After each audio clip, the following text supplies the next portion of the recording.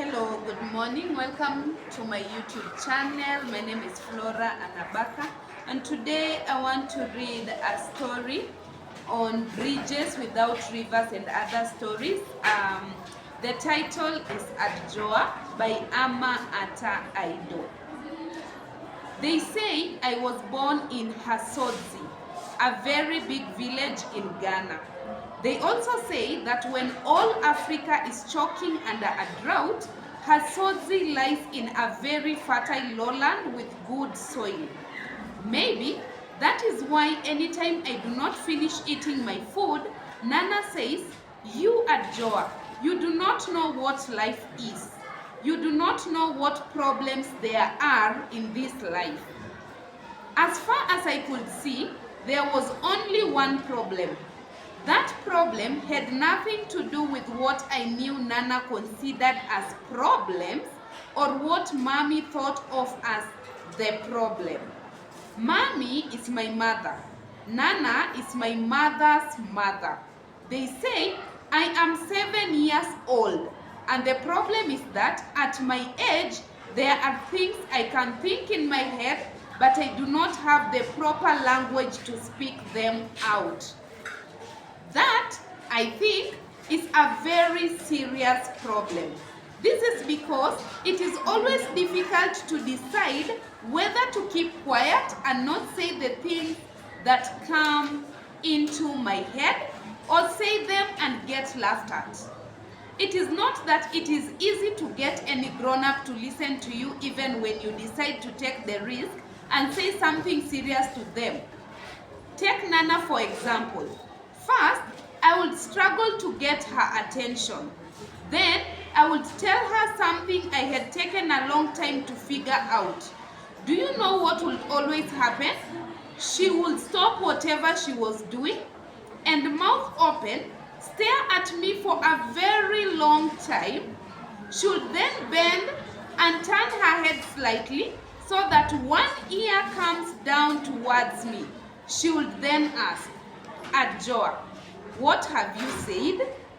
After repeating whatever I had said, she would either tell me never to repeat that, or she would immediately burst out laughing. Nana would laugh and laugh and laugh until tears ran down her cheeks. She would stop whatever she was doing and wipe away the tears with her cloth.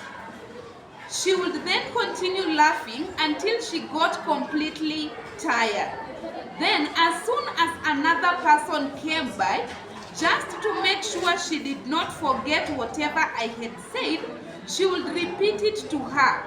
And then, of course, there would be two people laughing and screaming with tears running down their faces. Sometimes this show would continue until there were 3, 4, or even more people laughing and screaming. All that seemed because of whatever I had said. I found something quite confusing in all that. That is, no one ever explained to me why sometimes I could not repeat some of the things I said. At other times, the things I said will be all right, but will be considered so funny that they will be repeated so many times for so many people's enjoyment. This way of responding to me did not encourage me to express my thoughts too often. I always wanted to tell Nana and Mommy not to fight over the issue of my legs, but I did not want to be told not to repeat that or for people to laugh. After all, they were my legs.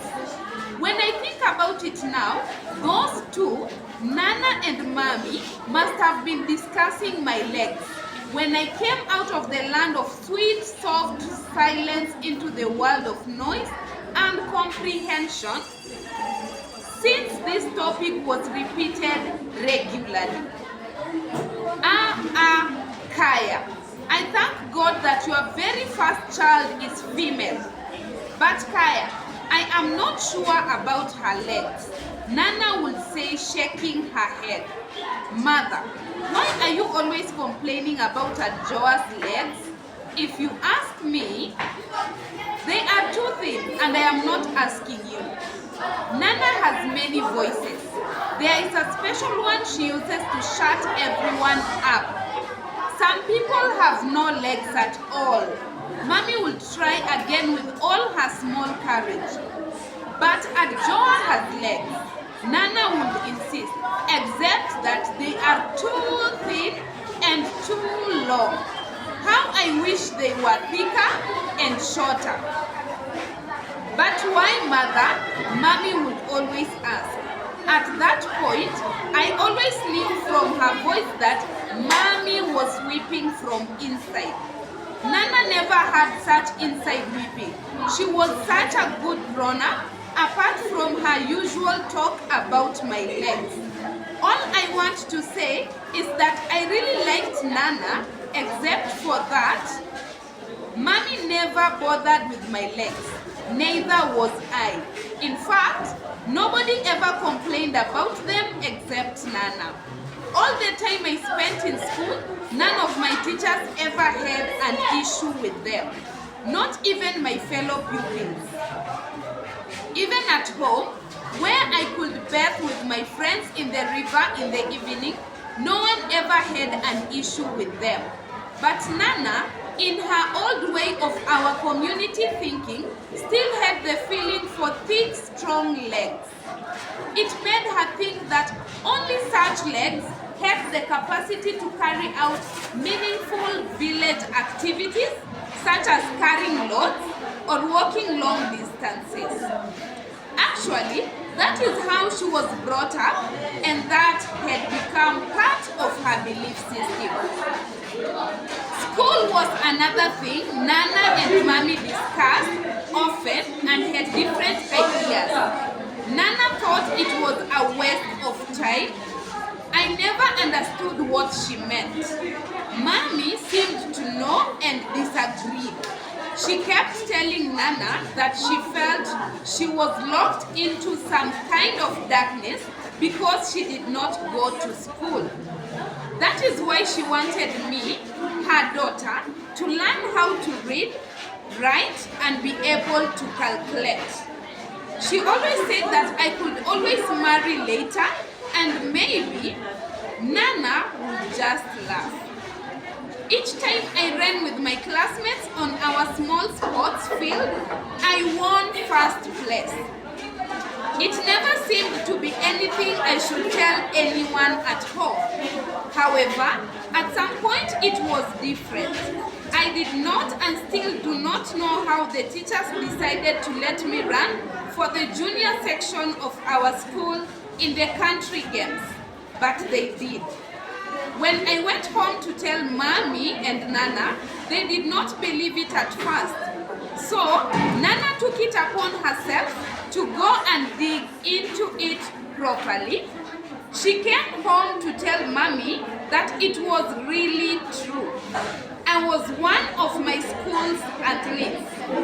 "Is that so?" exclaimed Mommy. I know her. Her mother moved as though she was going to tell Nana that, after all, there was a secret about me she was not expected to share with anyone. However, Nana herself looked so pleased. Out of surprise, Mommy shut her mouth. In any case, since they first heard the news, I always got Nana staring at my legs with a strange look on her face, but still pretending like she was not looking at me. The whole of that week, Nana washed my school uniform herself. That was a big surprise. She did not stop at that. She even went to our neighbor's house and borrowed his charcoal pressing iron box. She came home with it and ironed the uniform until, if I had been the uniform, I would have said aloud that I had had enough. Wearing my school uniform that week had been very nice. At the parade, the first morning, my uniform caught the rays of the sun, and shone brighter than everybody else's.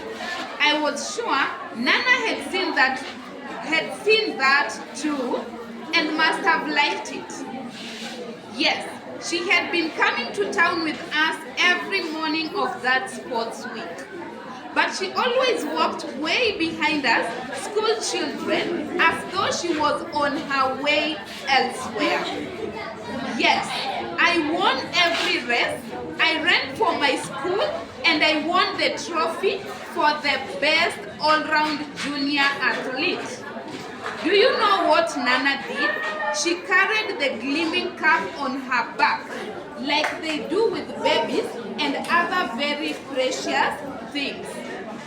When we arrived in our village, she entered our compound to show the trophy to Mommy before going to give it back to the head teacher.